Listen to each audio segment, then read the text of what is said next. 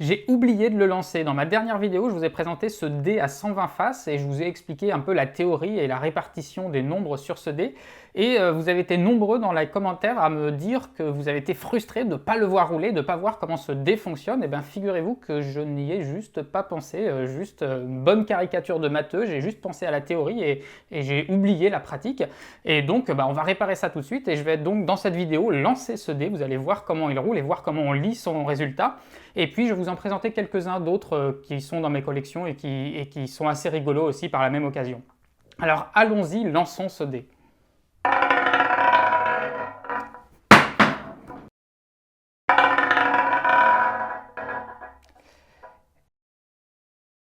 Et on obtient donc un 96 qu'on lit juste là, et vous avez été nombreux aussi à me demander comment est-ce qu'on lisait le résultat sur ce dé. Eh bien on le lit tout simplement en regardant la face qui est sur le dessus, comme un dé classique, la face qui est horizontale. Alors il faut un petit peu d'entraînement pour le voir au début, parce qu'effectivement c'est pas forcément très clair, mais avec un peu d'habitude ça se fait très bien. Il y a toujours une face qui est vraiment clairement plus horizontale que les autres, celle qui est clairement sur le dessus, et là c'est le 96. Bon, et puis tant qu'à faire, je vais aussi vous lancer quelques dés comme ceux-là que je vous ai montrés dans la précédente vidéo aussi, qui sont des dés à 6 faces, mais qui ont des faces complètement tordues, qui ressemblent à des dés cubiques un peu classiques, mais complètement déformés.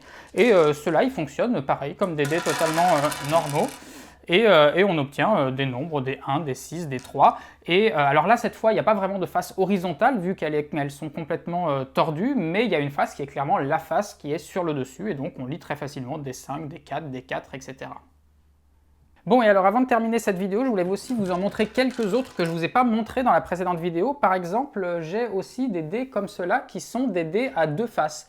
Alors des dés à 2 faces, on peut penser a priori qu'il s'agit juste d'une pièce de monnaie, on joue à pile ou face, c'est un dé à 2 faces. Mais là, ce sont vraiment des dés en volume, mais ce sont des faces qui sont courbes. Donc ce sont des faces qui ont des formes d'ovales, qui sont recourbées l'un sur l'autre. Et puis pareil, on peut les lancer et obtenir un résultat à chaque fois entre 1 et 2, comme ceci. On a 1 sur le dé noir et 2 sur le dé blanc. Bon, puis après, vous imaginez bien qu'avec toutes les formes qu'on peut faire en géométrie, eh bien, on peut faire une multitude de dés très différents. J'ai pas des dés avec toutes les formes géométriques qu'on peut imaginer, mais j'en ai quelques exemples ici. Alors celui-ci, je vous l'ai montré dans la vidéo, c'est le dé en dodécaèdre rhombique. Et puis ici, j'ai un dé en tétraèdre tronqué, un dé en octaèdre tronqué. Celui-ci, c'est un dé à 60 faces, donc qui est intéressant aussi. Donc c'est d'une certaine manière la moitié de ce dé à 120 faces. Et puis il y en a un autre ici qui est intéressant et que je voudrais vous montrer pour terminer sur celui-ci, c'est un dé sphérique. Alors c'est un dé sphérique, mais un dé à 6 faces sphériques. Et alors ce qui est intéressant, c'est que si on le lance, eh bien il tombe réellement sur une des 6 faces. Donc là par exemple, il vient de tomber sur le 6. Et si on le lance une deuxième fois, eh bien on va tomber par exemple cette fois sur le 1 ici.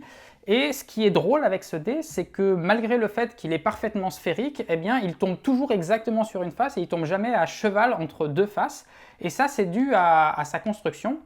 Si vous écoutez à l'intérieur, vous entendez qu'il y a une petite bille et il se trouve qu'à l'intérieur de ce dé sphérique, eh bien, il y a une forme qui a une forme d'octaèdre, qui est un polyèdre qui a 8 faces et 6 pointes.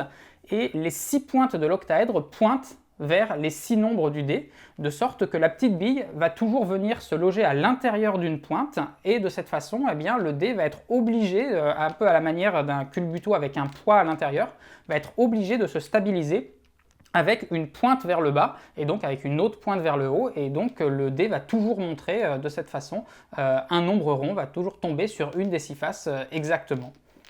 Hop. Là c'est 3. Voilà pour cette courte vidéo de mise en pratique de tous ces dés qu'on a vus dans la précédente vidéo. J'espère que votre besoin de voir des déroulés a été maintenant assouvi. Faites de beaux rêves de dés là-dessus et on se dit à bientôt pour de nouvelles vidéos. Ciao!